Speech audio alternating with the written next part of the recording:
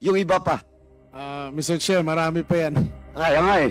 Kaya nga, Secretary, kaya nga, yung question of due diligence with regards to your agency, in this particular case, the BPI, dapat po ayusin natin to. But Mr. Chair, wala kaming power to deny nor not accept an application. No, but you can check.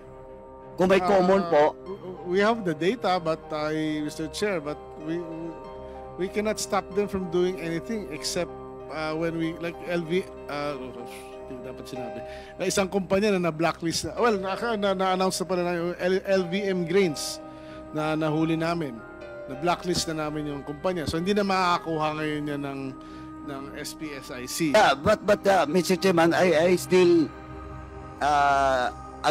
argue with the good secretary because, for example, sinabi ng kanya ni secretary ni Congressman Briones with regards to stock capital, napakaliit po. Sa ganun situation, Mr. Chair, I agree with you na Kaya ayos na namin to. kaya we have to do something about it. Definitely, we Kasi will do ako something about it. tingin ko, hindi lang isa, dalawa, tatlo. Maybe 10 is being controlled by one important alone. And he's using That is a lot possible, of, Mr. Chair. a lot of permits. Yesterday, Mr. Chairman, I asked customs, with regards to smuggling. And they committed, well, in fact, I thought all the while that this morning, kasama po sa executive session yung customs. But yesterday, they committed, Mr. Secretary, to give us in public, in this hearing, all the list of smugglers, rice smugglers. And they have the list. Now, in your end, Mr. Chairman, addressed to Secretary Laurel, do you have also the list? Chairman would like to say that we have the list, but we have employed 1,300 accountants, and So we cannot divulge it in public, Mr. Chairman? we want to make sure that they are properly verified and validated. So the same is true with the customs. We cannot divulge it, though they have committed to us yesterday. If they so desire, but as far as DA is concerned, I think it is wise for this committee. Okay, I will not ask, Mr. Chairman, I will not ask Secretary Laurel with regards to revealing the name or names. Ang dami nun. But, Baka sandali po, maubos. Mr. Chairman, can I finish first, Mr. Chairman? Yes, please. Now, what are steps in legal action, though DA is working on it? Well, depende, no? Mr. Chair, meron tayo manahuli na onion smugglers, fish smugglers na ididemanda na namin eh. Sa rice po. Sa rice, nahuli namin sila, pero wala kaming, at the end of the day, binayaran lang yung tax eh. Okay, so Mr. Chairman, kasi ako kanina, I was at the back, but I have heard that the good secretary Ano ba siya kanina? divulged the one involved in mackerel smuggling. Rice smuggling, Mr. Chair, yun. Yung kay, yeah, Nikki, you mentioned names, di ba? Mention the name of Hindi the, ko na-mention kanina sa loob yun. no, dito.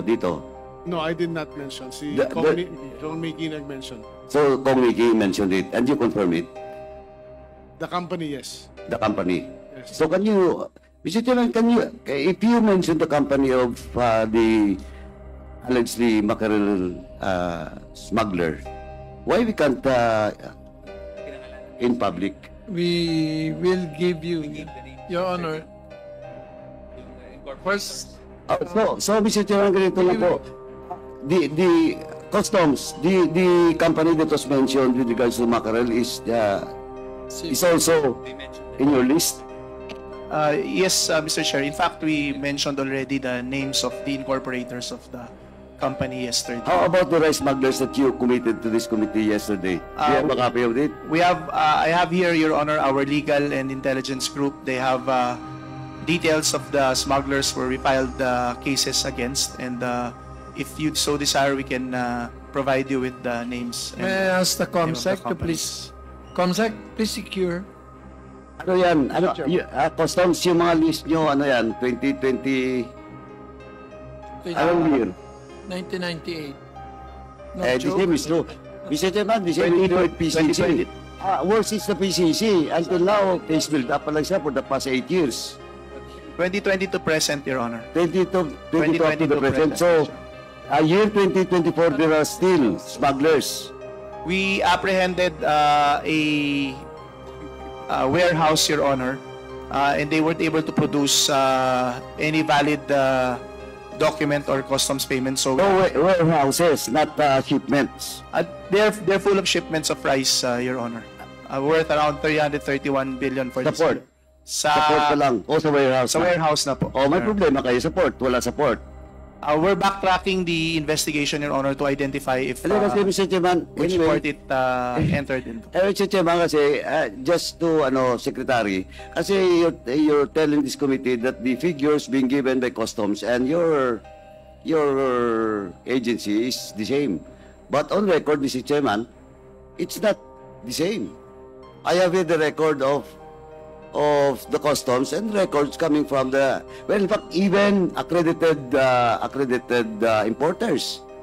The record of customs shows only 188, while in your record of the BPI is 199. So, and it's not the same, Mr. Chairman. Kaya Mr. Chairman, better check. And that includes also yesterday we discussed about the process of accreditation. You're not here, but you have to check with your... Kasi, bakit ko pino-point out yan, Mr. Secretary? Because it happens also during the Onion investigation. And now, it's still happening now with regards to rice. And I do believe it's also happening with not parochial, no? But with my concern with regards to sugar. Kaya ako, Secretary, unsolicited advice, you better check your people, especially those involved in the accreditation of importation. Mr. Chair, ang binanggit ko kayo ng data na align na kami with customs is the actual import data na dumating. Hindi rin eh. Sa ngayon, okay, pareho ang data namin. Hindi nga. Ito, Mr. Secretary, I have a copy. I don't have a copy of that. I have a copy of the customs. O particularly, for example, ito lang, kahapon diniscuss ko na to. Now, ito ngayon hawak-hawak ko, yung BLY. Yung BLY, sa inyo po is 306,159.04. Ay dito sa customs po is only 248. Oh, hindi po pareho. Well, in fact, record of customs is only 4.2. And your record, you mentioned is about 4.5. Depende ho yan kung anong petsa ho yung... No. This is now December.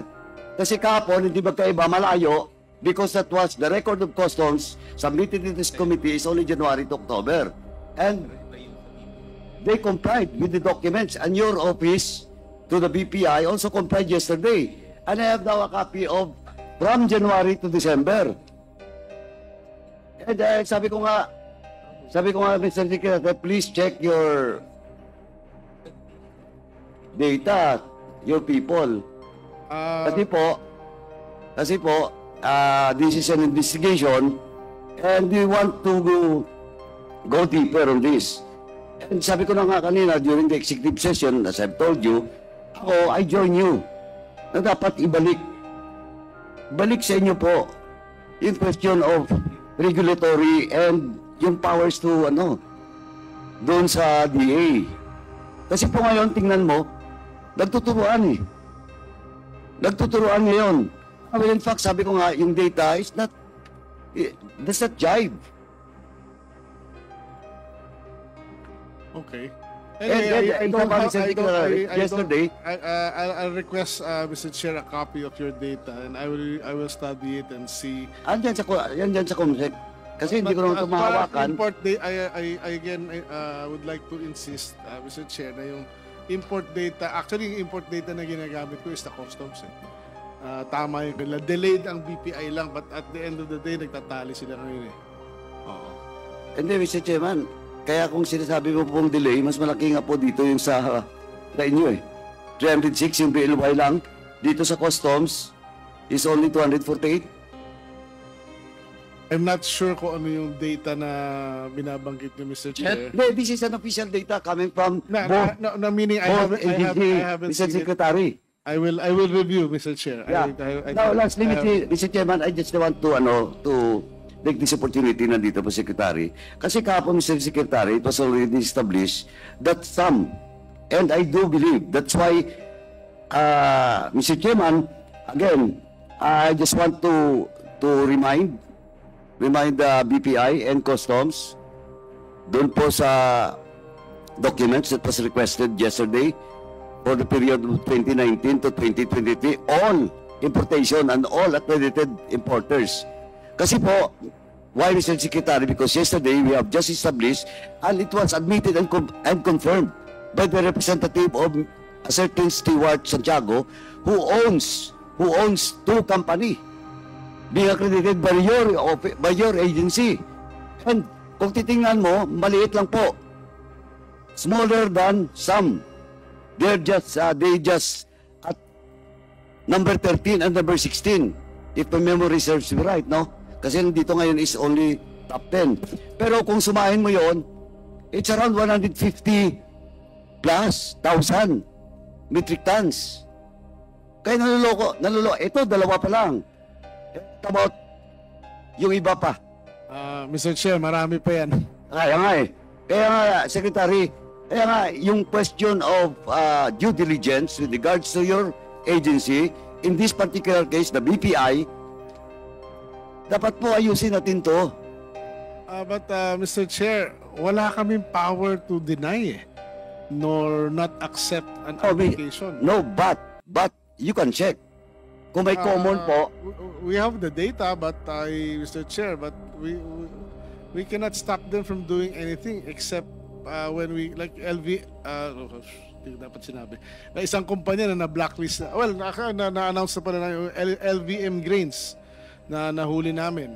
Na-blacklist na namin yung kumpanya. So, hindi na makakakuha ngayon yan ng SPSIC. yeah, but Mr. Chairman, I still argue with the good secretary because, for example, sinabi ng kanya ni secretary ni Congressman Briones with regards to stock capital. Napakaliit po. Sa ganun situation, Mr. Chair, I agree with you na Kaya ayusin namin. Kaya we have to do something about it. Definitely, we Kasi will do ako something about tingin ko, hindi lang isa, dalawa, tatlo. Maybe 10 is being controlled by one importer alone. And he's using that is a lot possible, of Mr. Chair. a lot of permits. Ayusin namin yan, Mr. Ito pa Chair. pong isa. Kaya again, last na lang talaga to. Ito pa isa. Friendship been made by government agencies. Diba? Walang permits. And suddenly there is a permit. Mamaya i-check ko po yung process of releasing such permit. With the BPI, I hope Yusek Perez will stay. And the customs. Kasi ang dami po eh. Mahuli. Walang permit. Suddenly may dokumentong lalabas. Eh, saan yung problema? Dito ba sa DA o sa customs? Di ba? Nahuli, walang papeles, then suddenly after 2 days, may papel na. As far as sa panahon ko, wala akong nakikitang ganyan. Pero yung March Secretary, yung March na case, etong March, yung shipment. Yung shipment, sir, kasi I know that case maraming that- SPSIC na na-issue talaga. Yun na nga eh. Oo. Yun na nga yung gusto kong ayusin natin. Ayun nga, ayusin Kasi natin, bakit yung sa- question of releasing and flow of that permits. Ang problema, ang pinag-uusapan lang namin, Mr. Chair, na problema ngayon is if we impose additional rules sa SPSIC, we are going against AO20 naman and WTO. So, I'm not telling about the quota. Kasi No. kahapon resolved din, not the quota, but the process flow of releasing such. Kasi nag-import ang isang importer, wala nang papeles, sinuli, then suddenly lumabas. O may problema, di ba? Hindi, wala namang, hindi, yung lumabas na yon, na-issue na yon, hindi bagong issue yun. Hindi nga but the importer has no document during the time No, meron siya. Nakatago. Hindi nga eh, why? Why nakatago?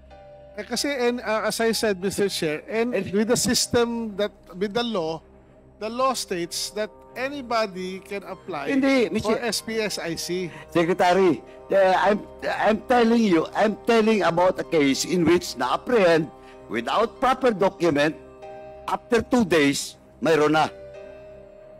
Then, may permit na siya. Hindi, may permit na siya to bago pa sinip yung... And whatever, that's why, ako ang sinasabi ko nga is, yung process flow of releasing such permit. Kasi supposedly, pag import mo, Okay. di ba, bago dumating sa port, may papeles ka na, di ba? But why wala? Then suddenly, after a few days, mayroon na. Hindi, ang nangyari nun, Mr. Chair, I agree with you yung process flow ayusin, no? Pero ang actual nangyari nun, kumpleto na siya ng SPIC, ng 5 SPIC for 5,000 tons of rice. Pero pagdating ng barko, mukhang para makalusot siya, linabas lang niya yung 2. Yung 3 tinago niya. Correct. Why? Kasi ang declaration niya, yun lang. Di ba? Yes. Kaya lang nahuli. Yes. Yun yung sinasabi ko. Na dapat, personally ako, kung declaration is that, di ba? Kasi dalawang permit lang. Eh, dapat ang pag-release natin is, kung magkano lang yung request mo for importation, yun lang muna. Para wala makalusot. Mr. Chair, sorry, paikot lang ako, magkamali akong Actually, ayos na namin yan. Hindi na nangyayari ngayon yan. Ang rules ng BPI ngayon na inayos namin is 24 hours after sail out ng barko, they have to present the SPIC for the arriving cargo. At kung dumating within 24 hours by email to 3 of our offices. Pagdating ng barko dito, hindi nila pwedeng dagdagan na. Yun na yun. So, nakatimbre na rin sa customs. Since June. Pero, Secretary, Yes. ganon din yung dapat sundin at proseso ng customs. Yes, alam nila yan.